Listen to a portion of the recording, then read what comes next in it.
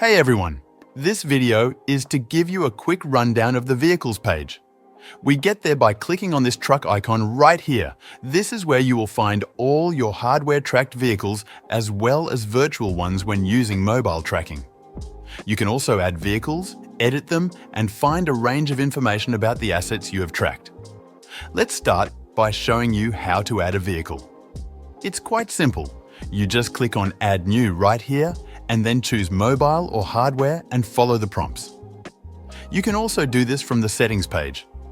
If you need more information about adding or removing trackers, you can refer to the link in the description or check out that video. As you can see, there's some basic information along here, but you can also expand the row to get more details. You'll find data on the firmware, your CID, and a graph of your voltage and speed measurements. While it's not something you'll need to refer to often, you'll find important notices if the tracker detects it's been unplugged or isn't communicating or receiving adequate power, so keep an eye out.